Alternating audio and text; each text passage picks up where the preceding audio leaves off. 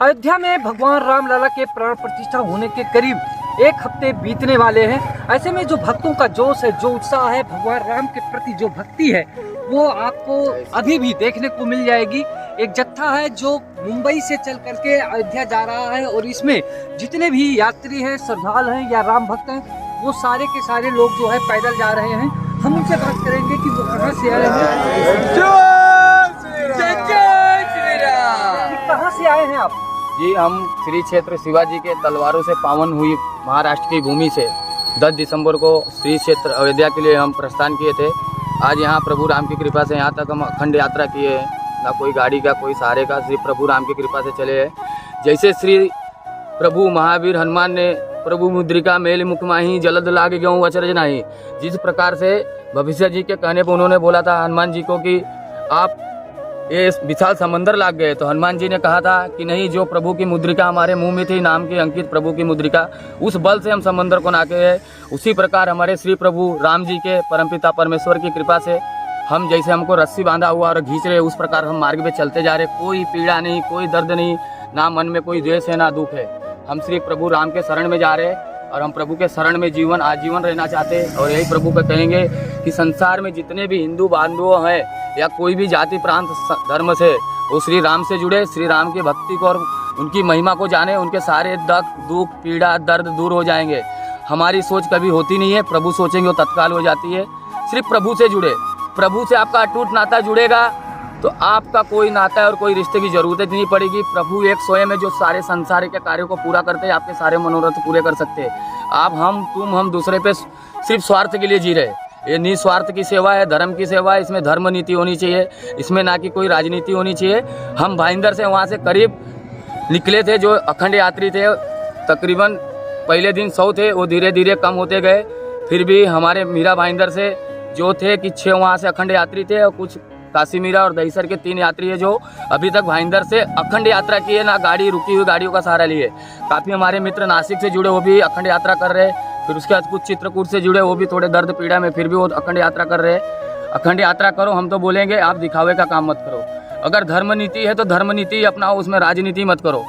हम प्रभु राम की दी हुई काया है। अगर प्रभु राम चाहेंगे तो हमको 1 मिनट में अंधा कर सकते हैं। हम स्वयं अपने शरीर के भी मालिक नहीं है, उनका ही दिया हुआ संसार है। हम उन पे अगर भरोसा करेंगे तो हम अपने जीवन में आनंद, आँख बंद करके प्रभु के दर्शन कर सकते हैं। क्योंकि जो हमारा सनातन धर्म है वो बहुत ही विशाल है, उसको जानने के लिए हमें बहुत ही समय देना पड़ेगा। अगर हम जानना चाहते हैं, अगर हम जानेंगे नहीं तो हम अपने पूर्वजों को नहीं जान पाएंगे। अगर हम अपने पूर्वजों को नहीं जान पाएंगे तो हम अपनी वीरता को नहीं पहचान पाएंगे। अगर हम अपनी वीरता को नहीं पहचान पाएंगे तो हम कायर बन के ही जिएंगे, अपनी पीड़ा को रोएंगे ही लेके। देखो, हमारा शरीर नहाने से मल मूत्र जो है साफ होता है, पर मन का मैल जो है प्रभु ही साफ कर सकते हैं। जय श्री राम, जय जय श्री राम। अयोध्या में राम मंदिर का फैसला आया और आप इसकी क्रेडिट किसे देना चाहेंगे? इसके क्रेडिट, सबसे बड़ा क्रेडिट जिसका कार सेवकों का है, जिन्होंने अपने प्राण के बलिदान किए। जब भी कार सेवक घर लोग छोड़ के निकले तो उनका एक नारा था, राम लला हम आएंगे, मंदिर वहीं बनाएंगे। परंतु अब मंदिर बन चुका है, हम भी कार सेवक है, उनके बलिदान में निकले, उनके सम्मान में निकले। तो हम अब ये नारा लगाएंगे, राम लला हम आए थे, गोली डंडा खाए थे, राम लला हम फिर आए हैं, मंदिर वहीं बनाए हैं।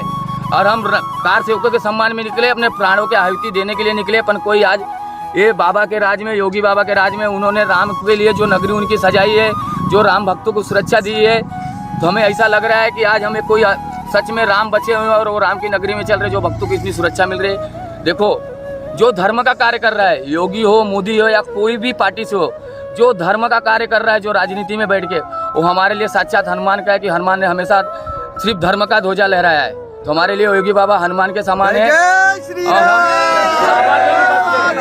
हम योगी बाबा की भक्त हैं और रहेंगे। क्यों? उन्होंने राजनीति को कम वैल्यू दे के सिर्फ धर्म नीति को वैल्यू दिया है। और आज अयोध्या सजाए हैं, मथुरा भी सजाएंगे, काशी भी सजाएंगे। अब भारत में जितने भी ऐतिहासिक जो मंदिरों को खंडित किया है मुगलों द्वारा, हम फिर से एकत्रित होएंगे, संगठित होएंगे, अपने बल को एकजुट करेंगे। हम अपने पूर्वजों को जानेंगे और हम अपने बल से, धर्म के बल से पुनः उसे वर्जित करेंगे। अब पुनः पूरे संसार में सिर्फ भगवा लहराएगा, सत्य का ही परचम लहराएगा और सिर्फ संसार में धर्म ही चलेगा। अगर धर्म चलेगा तो आने वाली पीढ़ियां सच मार्ग पे चलेगी। अगर अधर्म रहेगा, यही बॉलीवुड सिनेमा चलेगा, तो लोग गलत राह पे जाएंगे। आज के डेट में भारत में, जिस भारत में मातृ पितृ देव होते थे, काशी में जो ASI की रिपोर्ट आई है उसमें बताया जा रहा है कि वो ज्ञान समाप्ति जो है वो मस्जिद नहीं मंदिर है। इस बारे में क्या कहेंगे? जी वो मंदिर ही है, और एसाई विसाई पे हम भरोसा नहीं करते। हम प्रभु श्री भोलेनाथ परमपिता पर परमेश्वर पे बोला करते हैं। वो एक लीला कर रहे हैं और उनकी लीला भी खत्म होने वाली, वो स्वयं वहाँ पे स्थापित होंगे। और ये राम का कार्य था, मर्यादा में हो गया। अगर भोले जी के कार्य में अगर मर्यादा में नहीं हुआ तो उसके लिए हम लोग तांडव करने के लिए तैयार है। वहाँ पे फिर से कार सेवा करेंगे और भोले के आदेश पे हम भयंकर तांडव भी मचाएंगे और खून की नदियाँ भी बहाएंगे। हम भोले के पुत्र हैं, परमपिता परमेश्वर के। हमारा सरनेम सनातनी कहलाता है। हम इस धरा के केंद्र बिंदु है। अभी आपने कहा कि योगी मोदी का बड़ा योगदान है, हाँ, क्रेडिट देते हैं। तो 2024 यानी कि लोकसभा चुनाव 1-2 महीने में होने वाला है, इसमें जी। क्या करेंगे? किसकी तरफ आप लोगों का उठ जाएगा? देखो, एक राजनीति है और राजनीति आती जाती रहती है, परंतु जैसे कल्याण सिंह ने अपने राजनीति को ध्यान न देते हुए अपने राजनीति पद का त्याग करके राम मंदिर के लिए उन्होंने अपने सब कुछ त्याग दिया, वो हमारे दिल में बसेंगे। इसी प्रकार जैसे लोग कार्य कर रहे हैं हमारे दिल में, हमारा यही रहेगा हिंदू बांधवों से कि फिर से यही सरकार बनाए। और ये सरकार धर्म के लिए कार्य कर रही है, ये धर्म को आगे लेके जाएगी, इतना हमारा भरोसा है उन पे। क्योंकि हम देख रहे हैं आज तक हम 70 साल से आज़ादी में जी रहे थे, परंतु किसी ने धर्म और ध्वजा को लहराने का कार्य नहीं किया। परंतु ये सरकार हमारे धर्म को आगे लेके चल रही है। हम इनके पीछे सदैव खड़े रहेंगे और पूरी मजबूती से खड़ा रहेंगे।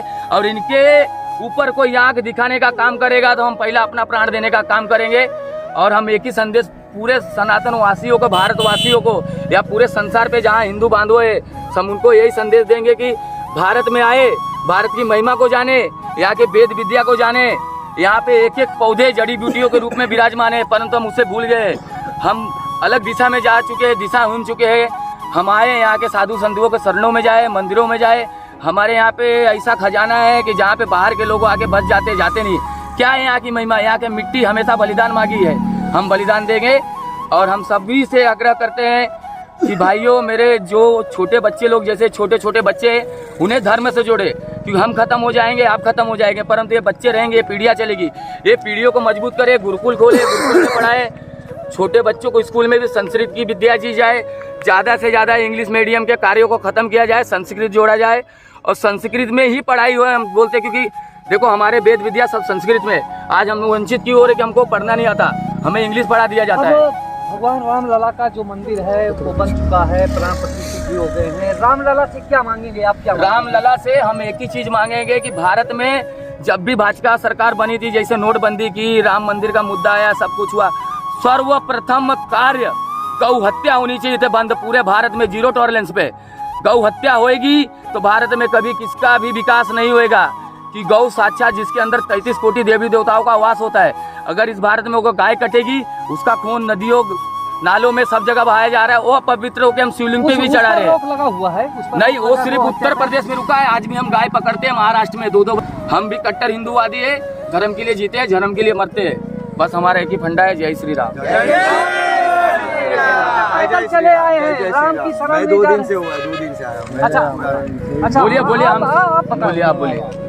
इतनी दूर से आप चले आए हैं, पैदल आए हैं, तो किस तरह की अनुभूति हो रही? अब यहाँ से मुश्किल से 18 किलोमीटर 17 किलोमीटर अयोध्या बची है।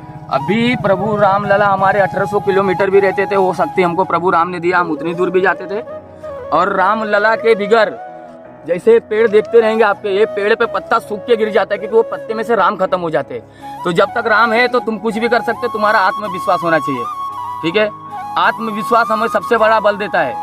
हमारे खाने पीने नहाने धोने से कोई बल हमें प्राप्त नहीं होता, वो सिर्फ शारीरिक सुख पे हमारी आत्मा जो बल देगी प्रभु राम के प्रेरणा से होती है। हम प्रभु राम के श्री हनुमान के अनन्य भक्त हैं, हम उनमें लीन रहते हैं। बस हमारी यही श्रद्धा है, हम सबको यही बोलेंगे कि प्रभु राम से जुड़े, प्रभु राम की महिमा को जाने। संसार एक माया है, जो आँख से दिख रहा है सब अंधकार हो जाएगा एक दिन।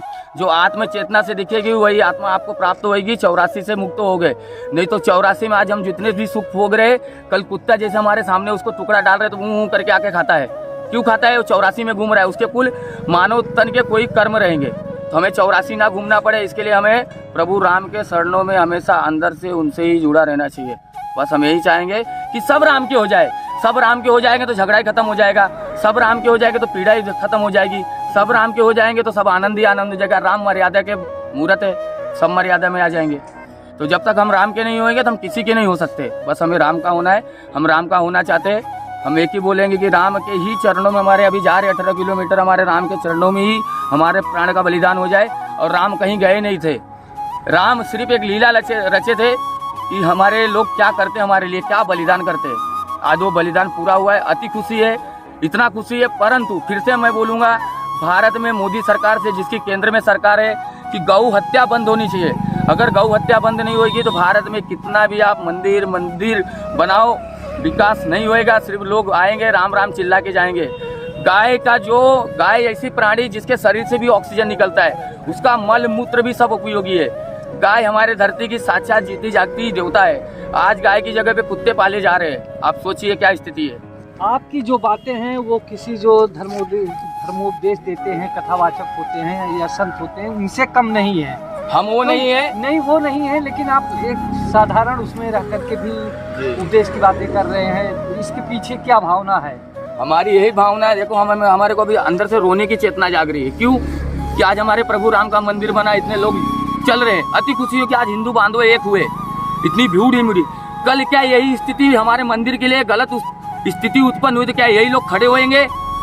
अगर आप लोग आए हो मंदिर के लिए, भीड़ की हो, मंदिर के लिए अगर आ रहे हो, राम राम चिल्ला रहे हो, तो कल कुछ संकटकालीन स्थिति उत्पन्न हुई तो वही लोगों से मैं आग्रह कर रहा हूँ कि वही लोग पुनः आए और अपने प्राणों की आहुति देने के लिए खड़े रहे। क्योंकि मंदिर पहले वही था, हम एकत्रित नहीं हुए, संगठित नहीं हुए करके हमारे साथ ऐसे कालखंड की घटना घटी। पुनः आज हमारे दुश्मन जो थे, मुगल सोच वाले लोग हैं आज भी भारत में, जो मुगल की सोच रखते हैं, उस सोच को हम जड़ से मिटाना चाहेंगे और मिटाएंगे। हमारे छत्रपति शिवाजी, भगत सिंह, ये लोगों ने स्वयं, एक पुरुष ने लाखों करोड़ों को शिवाजी और भगत सिंह बनाया, और इसके लिए देश की आज स्थिति है। उनकी सोच से हम चलते हैं, भगत सिंह हमारे दिल में बसते हैं और भगत सिंह हमारी सोच है और हम भगत सिंह के जैसा रहे।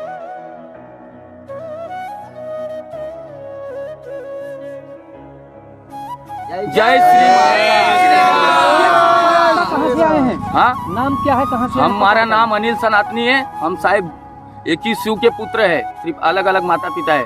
परम पिता परमेश्वर सबके एक ही है, ठीक है। और हम पुनः आपसे यही बोलेंगे कि जितने भी भारत में हिंदू वासी है वो राम की महिमा को जाने, राम को जानेंगे मर्यादा में रहेंगे, महाकाल को जानेंगे तो तांडव करेंगे। तो आप राम को जानो, हम महाकाल को जान चुके हैं, अभी राम को जानना चाहते हैं, इसके लिए मर्यादा में चल रहे हैं। अगर हमारी मर्यादा खत्म होती तो हम महाकाल का रूप ले लेते हैं। बस जय जय